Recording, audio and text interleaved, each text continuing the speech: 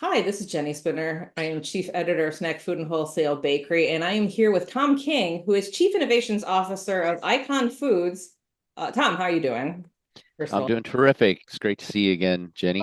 Yeah, we got to talking at IFT about some stuff, and that made me want to talk not just about all the innovative products, ingredients, and solutions that Icon Foods offers, but to go a little bit deeper, and you're going to see what I mean in a second. For instance, Thom, you are not diabetic, but No, you do know a lot about glucose, how sugars and other sweeteners impact the body and all that good stuff, because you are just one of those naturally curious people and a biohacker.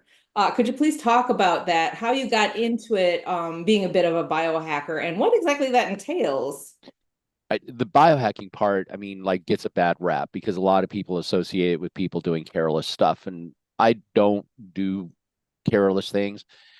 I'm fascinated with how the body functions, and when I wrote my book, Guy Gone Keto, that's when I really started becoming focused on, how biologically how the body functions and metabolizes food.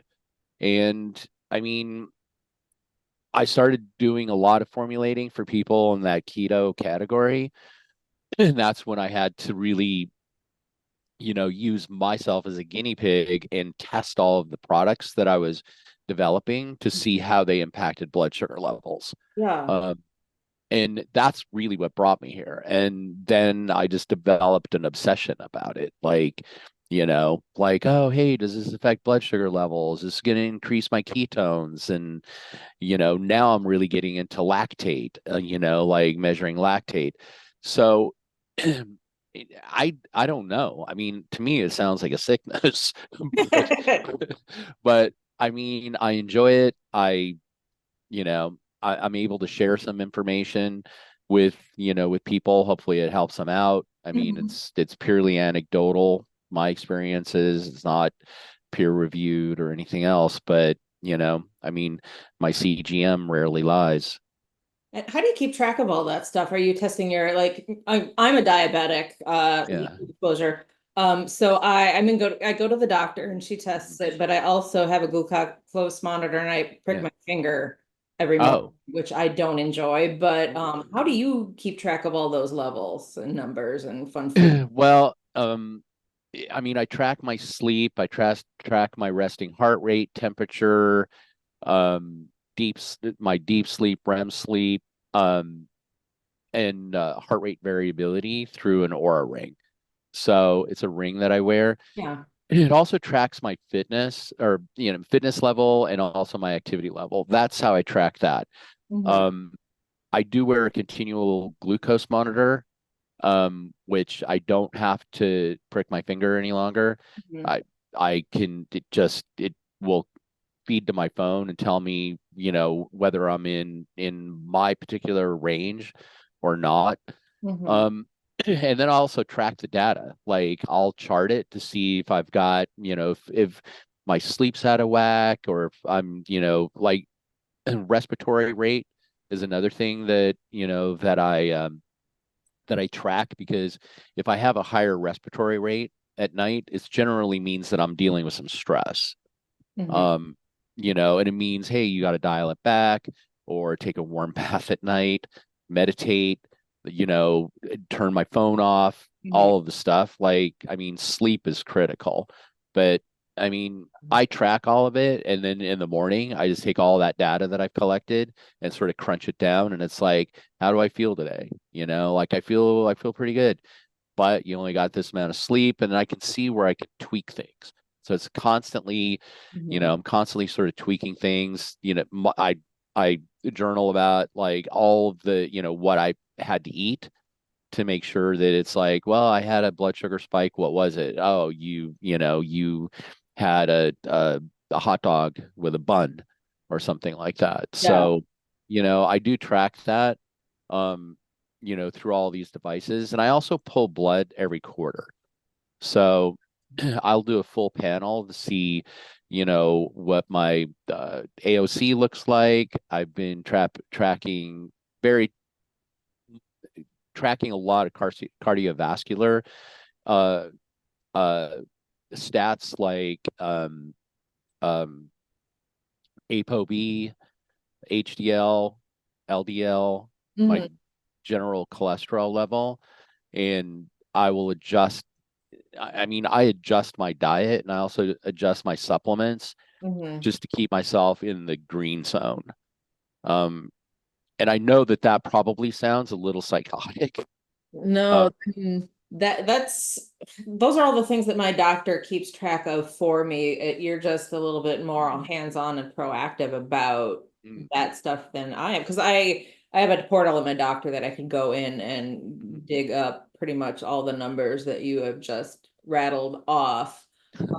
You're further on the journey than I am and more like I said, hands-on, so you might have a better understanding. So, but you're inspiring me to I want to be more like Thom King when I grow up, no. he said.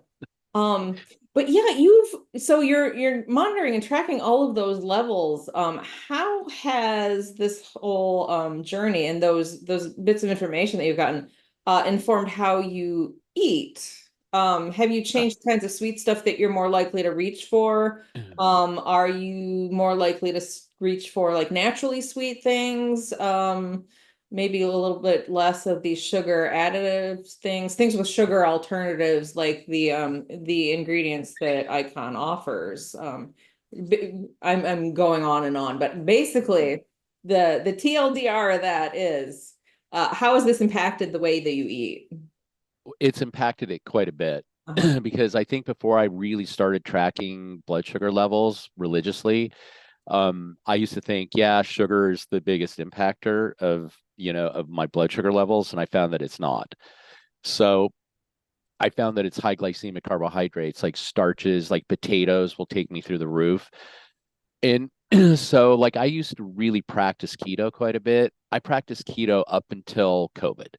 And at COVID, for me, it was like all bets were off because, I mean, food was like comfort for me because Mhm. COVID was crappy. Like, I mean, Oh yeah, it we was. were under so much stress. There was so much disinformation, misinformation. There was just like, I mean, it felt like human beings were pitted against each other. Nobody wanted to socialize. And I think that there was just a lot of isolation. And I found comfort in food and alcohol. Um, Yes. Uh, so I mean, I put on probably 20 pounds 25 pounds over COVID mhm. and just threw the whole keto thing out the door. So, I mean, after COVID, I mean, I'm like, how am I going to get rid of a lot of all of this weight? And I had done keto before and I was pretty successful with it. I just felt like I needed something new. And Yeah. so and something that challenged me too. And that's when you know, um, that's when, health practitioner that I work with is like, hey, have you ever heard of semaglutide? And I'm like, I have no idea what the hell you're talking about. Semaglutide. And he's like, yeah, it's a new sort of weight loss drug. It's been used to control diabetes. And Mhm. I'm like, yeah, let's give it a try. And so I tried semaglutide, which I think most people refer to it as Ozempic.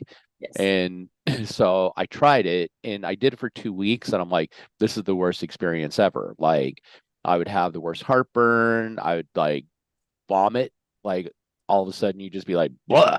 Hmm. Um, but what happened is like I was super curious because it's a peptide, and then I'm like, well, this is just a short chain amino acid. It's like, why is it affecting me this way, and why is it triggering these receptors that are making me very like nauseous, not hungry, and loss of appetite? So I bounced on the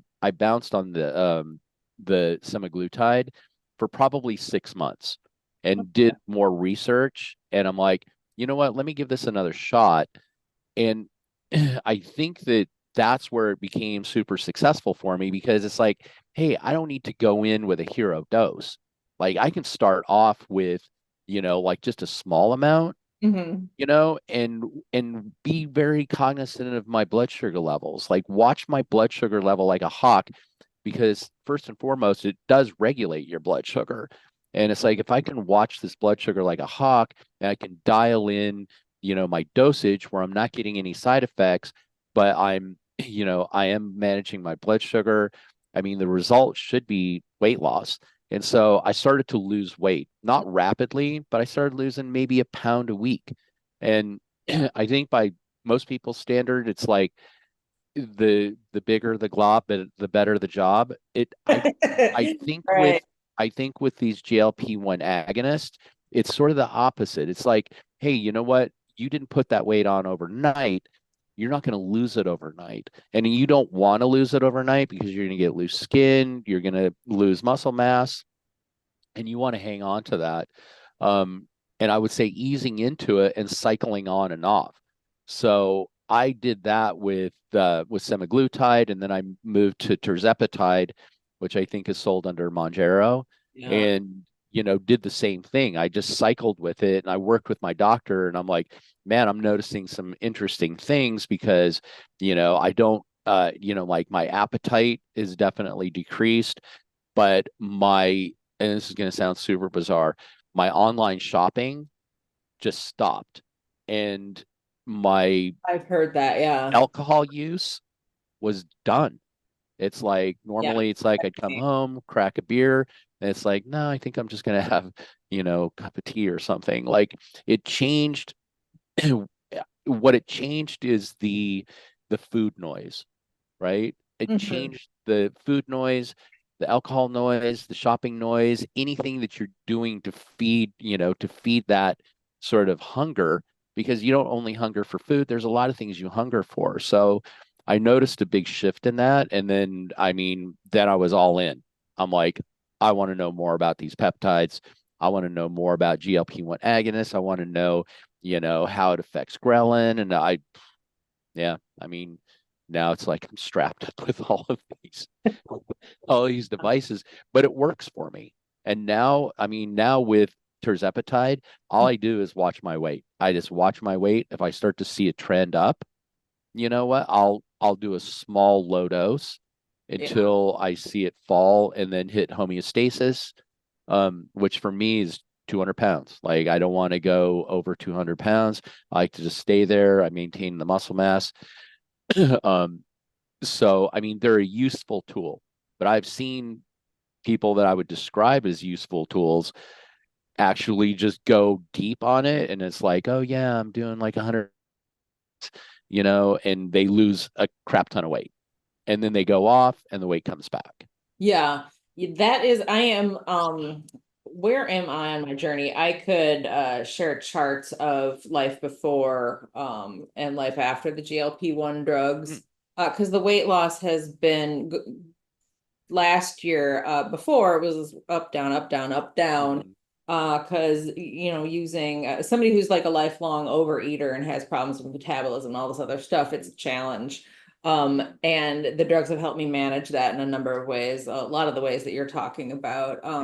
I have to check my credit card statements to see if my online shopping has been affected, because I've heard that about other people, but I think that I'm probably haven't changed much at all, but uh, less about me, more about you. So we chatted at IFT and you were so knowledgeable about diabetes and the way that different sweeteners and other things and just in general what you eat impact people with a disease, that when I was chatting with your team, I actually thought that you were diabetic. But you are definitely knowledgeable and know a lot about well, tips and tricks for looking for items, including those that the people that are sitting in on this conversation right now make for a living, and the consumers they're trying to reach. So I was wondering, do you have any tips or tricks for which items to select that offer a good balance between health, good taste, indulgence for people who are concerned about their blood sugar? from a consumer aspect or from a Yeah, food developer? let's start with the consumers and then talk about how the people listening can deliver on that. From a consumer aspect, um, stay away from aspartame. I would stay away from sucralose. I Mm. would stay away from any of the chemically modified uh sweetening compounds Okay. because I mean there's a lot of controversy about their safety, but here's my experience, right? So if something exists in your body endogenously, right? So like erythritol is in our body, we have certain polyols that are in there. Glycosides make up a certain percentage of compounds in our body. So our body recognizes those things, right? It's not a foreign thing. Yeah. When you bring something into your body that it doesn't recognize, like sucralose or aspartame, because I mean, those are modified. Like I think aspartame is a modified phenylalanine molecule, and sucralose is a modified sugar molecule, but it's modified with chlorine. So your body doesn't really recognize it. You will get the benefit of calorie abatement, but you're still gonna get an insulin spike because your brain is gonna be like, hey, something sweet just hit the palate. We don't recognize what it is. Let's assume it's sugar. And so you're going to get an insulin spike. And I've had doctors tell me it's like, nope, nope, you're wrong. Aspartame and sucralose will not spike your insulin. And I'm like, well, I have a CGM that says differently because Okay. if I drink a Diet Coke in 20 minutes, you're going to see a spike. I mean, it's going to be 140, 150, which for some people is, That'd be normal. For me, that's high. Like I'm usually 70 or 80. Um, Same thing goes for sucralose. So when you start bringing these things into your system, you're going to get a spike. If as a consumer, what I can suggest is read the nutritional facts panel great. because that is going to tell you the things that you want to stay away from. It's going to show added sugars. And if something's got added sugars, I would say basically stay away from it because you don't know what those added sugars are. It could be high fructose corn syrup, it could be cane sugar. I would just stay I would stay away from those. The biggest thing for me, I look for carbs. I look for net carbs. Like if something, I generally won't consume something that that has more than four net carbs. Um, the biggest piece of advice that I could give is um is stay away from ultra processed foods. Hmm. Like if it's in a bag, if it's in a box, and it's not in the produce section, if it's not in the meat section, stay away from it. And then Dr. Robert Lustig, I Hmm. would also go to his Nova scale. So they created a thing called a Nova scale. And a Nova scale will really tell you what is a what is a processed food all the way to what is not a processed food. So for example, like a one on a Nova scale would be like an apple. And then a two on the Nova scale would be like applesauce. And then like a three would be like a apple fritter, and a four would be like an apple flavored some sort of cookie Sure. with a bunch of stuff in it. So I would stay in Nova 1 to Nova 2 and just Good to know. park yourself there. And it's like you might have to make a shift in your preferences. And if you need a hand, right? If you need a hand, always, I mean, you've got GLP-1 agonists that will shut down your food noise somewhat. But, once you, use those and you come off, stay in the stay in the not so processed, food. Um, I Yeah. would also say protein. Yeah. Protein is going to be the new, I don't know. It was like beverages this year was like all of the prebiotic beverages, and this was the Yeah. year of the beverage. My prediction is next year is going to be the year of protein. Like you're starting to see quite a bit of it, like Oh, sure. RTDs that are like 20 to 32 grams. I think you're going to start seeing a lot of 50-gram like protein. Protein is going to be That's going to be the biggest factor, I think, in 2025. Yeah, that's as somebody living with diabetes, I've been upping my protein content because I find that not only my health is better, I feel better. Yeah. I am less likely to have a cheat day where I reach for Yeah, the sugary stuff if I'm yeah, feeling load up in the protein. I feel satiated, so it's like helping yeah, me with the eating and the stuff that happens after you eat. Um, yeah. uh, I still treat myself. Still like a lot of As you should. treat myself, and I'm a sweet girl and I love Hmm. bread, but I know what to eat, fiber, Hmm. whole grains, that kind of stuff, and reach for less of Right. it and balance it. But yeah, so let's pivot to the challenges that producers face, offering reduced or no sugar bakery goods and snacks. Could you talk about, and this is a mouthful, I know, no pun intended. Uh, could you offer some advice on coming up with things that taste good, satisfy consumers, but again, aren't going to spike that blood sugar way up? Well, I mean, baking to me has always been alchemy. You Oh, know, I yeah. mean, there's so much going on. Like I can formulate beverages all day long, Hmm. bars, the whole gamut. When it comes to baked goods, it's like it that is an art from my perspective because I mean bread is amazing, and if you take the gluten out of bread, it becomes less amazing. If you're not able to, use a saccharide or sugar to activate yeast, Yeah. how are you, I mean, there's a lot of functionality when it comes to sugar. From Mm-hmm. my perspective, like my formulating has shifted quite a bit in the baked snacks and baked goods category from the perspective of, you know what, let's not make the focus no added sugar. Let's just make the focus um, less sugar.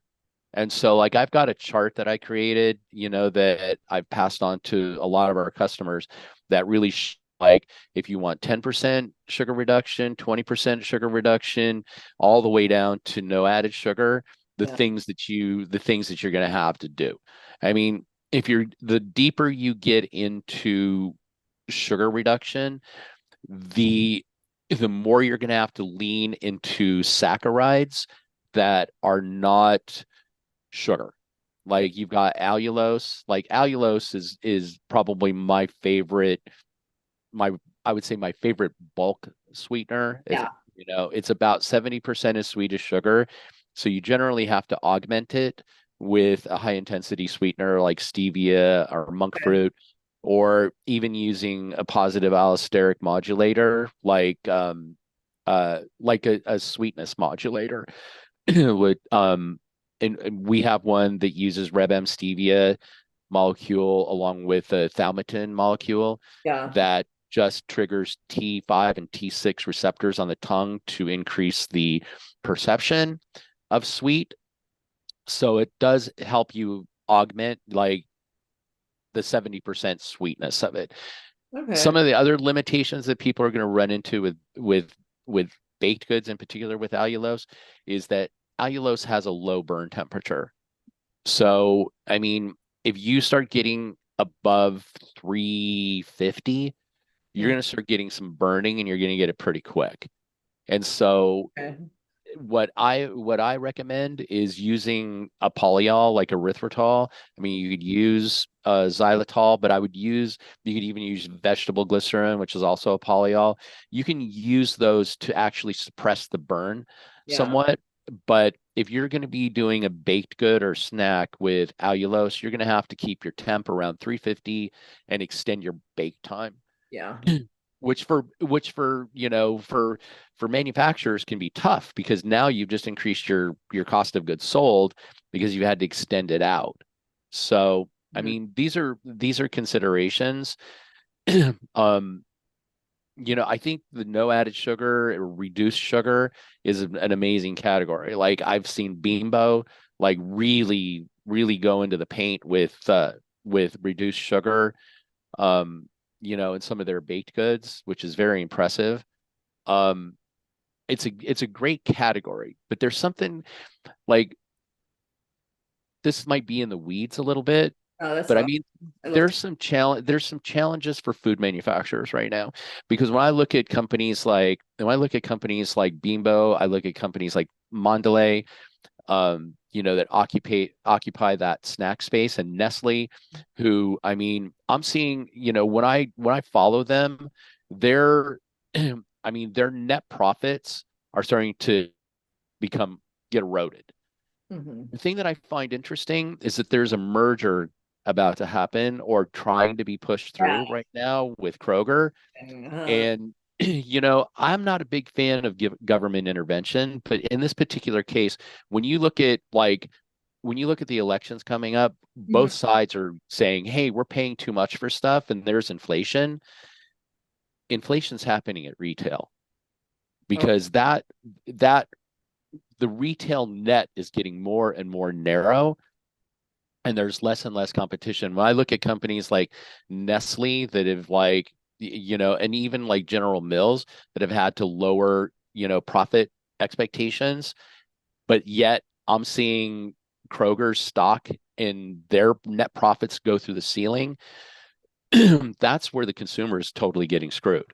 Like they're not getting screwed by the manufacturer, like, when people are like, oh, that Nestle, and it's like, no, no, that Kroger. It's like with slotting fees, marketing chargebacks, like all of the things, all of those fees on top of them, like really increasing the price of food that people are buying. mhm. I I shouldn't say it's criminal, but what if I did? So, Yeah.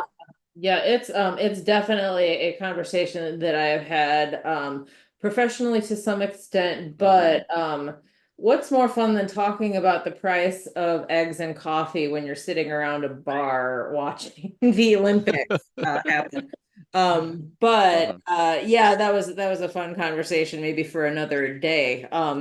So my next question is about like not every sweetener is made for every application, and hmm if you want proof of that, you have to go no further than my pantry or my kitchen hmm counter where I have one sweetener for my coffee, one Yeah. sweetener for baking, one sweetener for just like sweetening other things.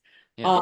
And it's because I am particular about taste and texture. hmm I'm nowhere near as aware as you about how different sweeteners perform in different products, but hmm I do have when one of the things we talked about at IFT is none of them taste quite right to me, so I tend to blend things and play a little bit of mad scientist.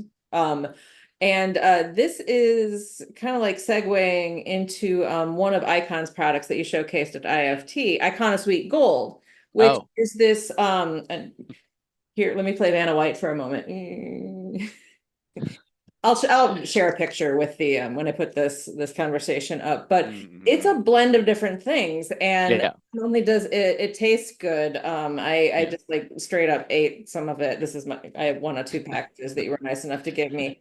It feels weirdly more like brown sugar than I think any other sugar brown sugar. I have a blend pre-blended brown sugar in my cabinet, and then I have brown sugar and another swerve, I think the shelf hmm name is hmm brown sugar, and depending on what I'm doing, I might blend them. But yeah, I was wondering if you could tell us a couple of, not all of it, not all the products that Icon Foods hmm offers, but if you could tell us a little bit about at least Icona Sweet Gold, what it is, and what you think the in the snack and bakery space, what you think the sweet spot. No, I didn't just say that. I love puns. But yeah, Me too.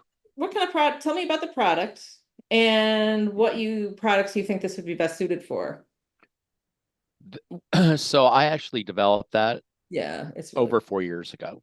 Hmm. And we had a hardest time bringing it to market. So when I developed it, I'm like, hey, we want something that really is like brown sugar, like it can compact, it can be used in a lot of different applications. So, I mean, a lot of thought went into it and a lot of iterations. The problem is we didn't have a way to manufacture it at scale.